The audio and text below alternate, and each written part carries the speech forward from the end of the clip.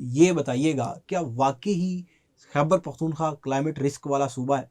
Khyber Pakhtunkhwa basically climate risk वाला सूबा है, लेकिन सिर्फ वो नहीं है। ठीक है। ठीक है, इसमें क्योंकि उसकी टिपिकल जो ज्योग्राफी है, माउंटेन्स हैं, वैलीज हैं, सही है। और जो बाकी उसके मोहल्ले वकू है, उसकी वजह से उसके अंदर रिस्क ज़्यादा है। लेकिन उसके साथ साथ कश्मीर, बलूचिस्तान के कुछ पार्ट्स जो हिली एरिया है, और शुमाली पंजाब जो मारगला हिल्स और मरी हिल्स हैं, सही ये वाला भी एरिया जो है।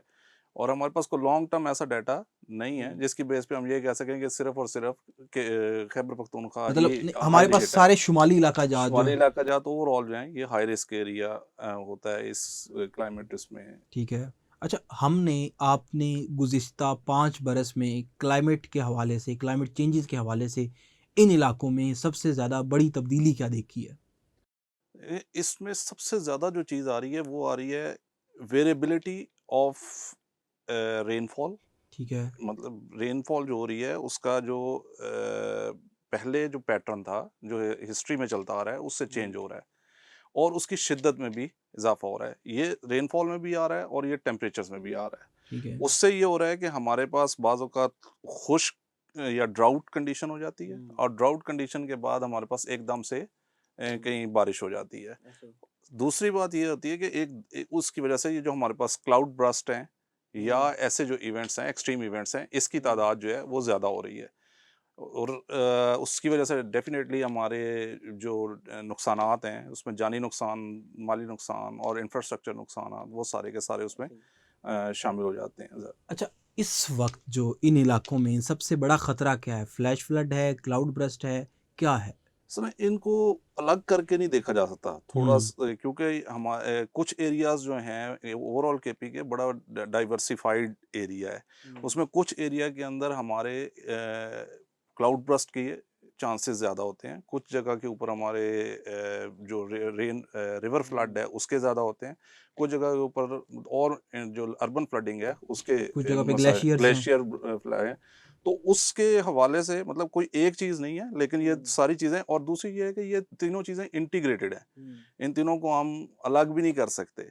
बारिश होगी, वो एकदम हो जाएगी, ऐसे ही। तो वो हमारा क्लाउड बर्स्ट हो जाएगा। अरे! और अगर बारिश कंटिन्यूअस होती चली जाएगी और उससे हमारे नदी नाले भर के वो बढ़ना हो, तो वो हमें वो रिवर फ्लडिंग की तरफ ले जाएँगे। ठीक है। तो मतलब ये इंटरकनेक्टेड फिनोमेनाज़ हैं सारे के सारे। पाकिस्तान के वो कौन से अज़ला हैं जो क्लाइमेट चेंजेज़ की वजह से सबसे ज़्यादा ख़तरनाक हैं?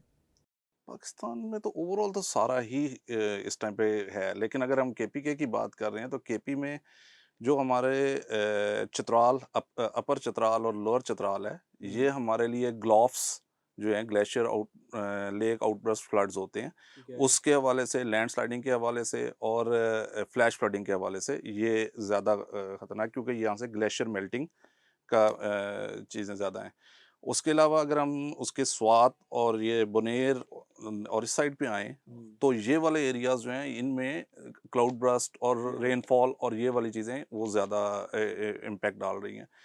और then if we come towards Peshawar, तो वहाँ पे रिवर या अर्बन फ्लडिंग के चीज़ें हैं। मर्दान और नौशहरा जो हैं, ये रिवर, काबुल रिवर साथ से गुज़रता है, जब काबुल में फ्लड आता है तो ये डिस्टर्ब होते हैं। ऐसे ही है। लेकिन जो साउथ केपी की है, लाइक डेरा इस्माइल खान, बन्नू, तो इसमें हिल टॉरेंट्स का प्रॉब्लम है। एकदम से फ्लैश फ्लड आता है, हिल टॉरेंट्स में आता है, और वो फॉर द टाइम बीइंग आता है, और वो एकदम से गुजर जाता है। ठीक है। लेकिन उससे नुकसानात डेफिनेटली, क्योंकि नैरो वैलीज हैं, और हमारी सेटलमेंट्स उसके ऊपर हैं, नालों के ऊपर हैं, नदियों के ऊपर हैं, या उसके नियर अबाउट हैं, जो वर्नरेबल एरियाज हैं, हुँ। उसकी वजह से हमारे नुकसानात ज़्यादा। अच्छा, हम केपीके की बात करें, साथ हम बलूचिस्तान, वहाँ पे भी माउंटेन एरियाज़ हैं, गिलगित में भी हैं। यहाँ पर क्या-क्या खतरात हैं?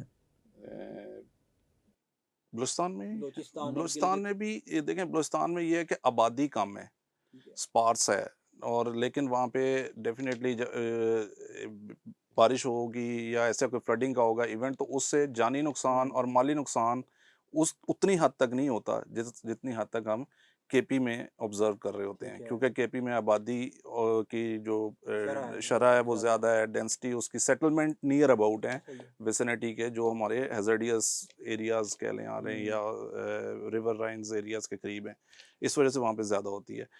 जीबी में एज सच इवेंट्स इतने ज़्यादा नहीं होते अच्छा हैं, जी। ये उसकी है।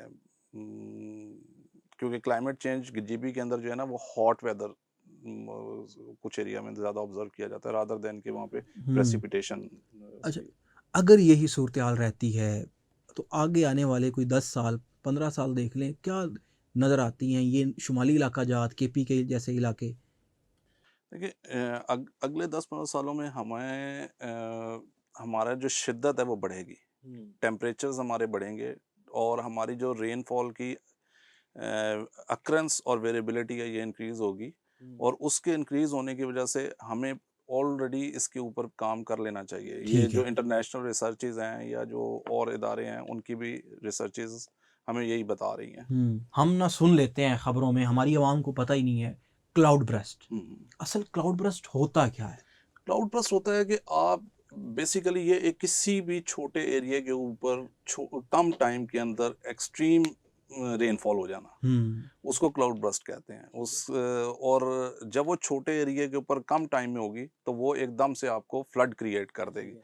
जिसकी वजह से आपके पास उस फ्लड से निकलने का टाइम कम होता है। हुँ, और मतलब अगर हम उसको इस तरह से देखें कि किसी जगह के ऊपर ये क्लाउड बर्स्ट हुआ है, तो वहाँ से जो आबादी का इनखला है, हमने कोई इवैक्यूएशन उसको करवानी है, सेफ प्लेसेस पे लेके जाना है, तो वो हमारे पास रिस्पॉन्स टाइम बहुत कम होता अच्छा जी। है। इस वजह से क्लाउड बर्स्ट के ऊपर नुकसान रिलेटिवली ज़्यादा हो जाता है अगर हमने कुछ ऑलरेडी मेजर्स नहीं लिए हुए तो। अच्छा, पिछले हम क्लाउड बर्स्ट की बात कर लें तो आवाम ये कहती है कि बादल फट गए और बारिश आ गई और इसकी वजह से नुकसान हो गया। हालिया साल में बुनेर में जितना बड़ा क्लाउड बर्स्ट हुआ जिसकी वजह से इतना ज़्यादा जानी नुकसान भी हुआ, इसके अलावा सवात में भी रिसेंटली क्लाउड बर्स्ट हुए। तो हमने क्या सीखा इन सब से? उसके बाद अब क्या होगा क्या?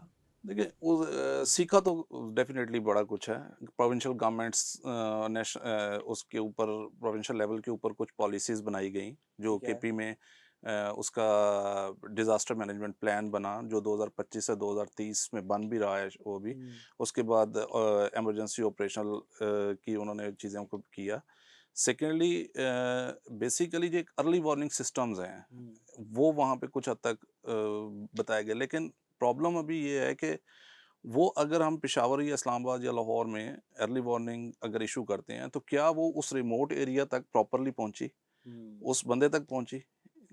वो हम इंश्योर नहीं कर पा रहे कि उसको और उसके लिए हमने जो प्लान बनाया, मतलब प्लान्स हमारे पास हैं। हुँ, केपी गवर्नमेंट ने भी वो जो उसे कंटीजेंसी प्लान कहते हैं, वो बनाए हुए हैं। कंटीजें उसकी और फ्लड मैपिंग की हुई है, अपना सॉरी ये हाज़ार्डस मैपिंग की हुई है, ठीक है। सारी चीज़ें। बट वो उन चीज़ों के बावजूद हमें जो चीज़ चाहिए वो ये है कि हमने वो जो अल्टरनेटिव उसका इवैक्यूएशन प्लान बनाना था, बाकी चीज़ें जो हुँ, कि उसकी इम्प्लीमेंटेशन, ठीक है। अगर वो प्रॉपर इम्प्लीमेंट नहीं होगा हुँ, और टाइमली इम्प्लीमेंट नहीं होगा, तो हुँ, हमारे जो नुकसानात हैं, वो जानी नुकसान भी और माली नुकसान भी, वो